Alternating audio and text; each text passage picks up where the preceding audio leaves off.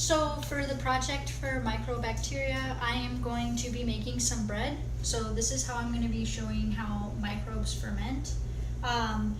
What's going to go on here is the yeast, S. cerevisiae, and then the lactobacilli bacteria is what's going to make the bread rise. So what happens is the enzymes in yeast ferment the sugar. So the sugar that's going to be used in this bread is honey.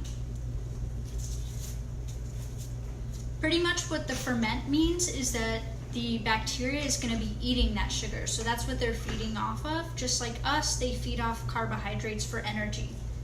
What's going to happen is this is going to create gas inside the bacteria.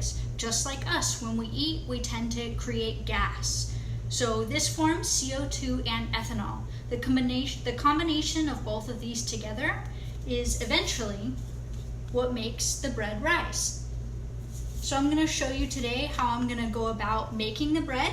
After this whole process, the bread will go in the oven and it'll be cooked and hopefully cooked to perfection if everything goes well. So my first step here is I'm going to combine the water, honey, salt, and yeast all into a bowl, and then I'm going to let that sit for about 5 to 10 minutes. What's going to happen here is the yeast is going to start to ferment or eat the honey that's in here, and that's why we're going to get some bubbling. After that, what's going to happen next is I'm going to add a bunch of flour in, and I'm going to mix all this together, and that's when I start to knead. Okay, so here I have my yeast. This is our microbacteria. So that's going to go in the bowl.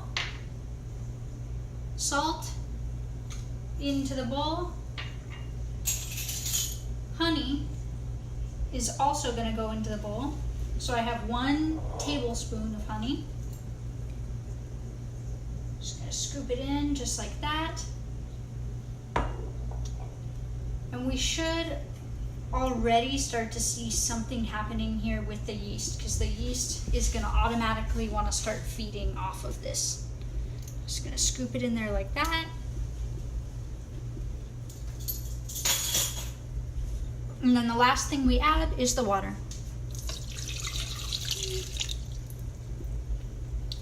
What I'll do next is I'm just going to go ahead and mix all these things together to help speed up the process.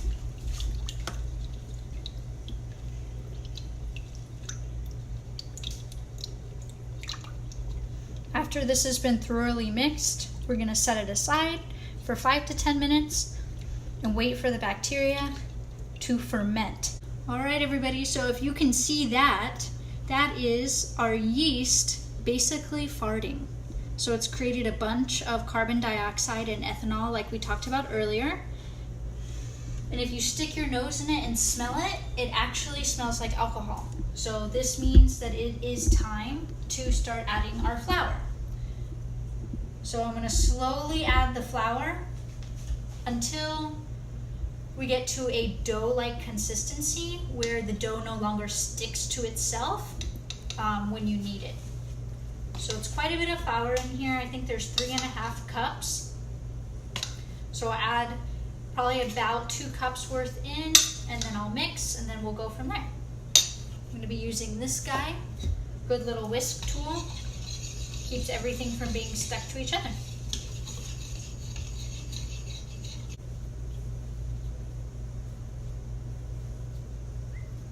Okay, so now I'm kneading our dough to get everything stuck together really well, and then also to aerate it to create nice bubbles in the bread. So pretty much what's going to happen here is we're going to let this dough sit for about 20 minutes. It will continue to rise because the yeast is continuing to eat the sugar that's in the bread, which was the honey that we used, and that's what will cause the bread to rise in the oven. So after about 20 minutes of letting this bread sit, we'll let it cook in the oven at 400, and it should turn into a beautiful loaf of bread.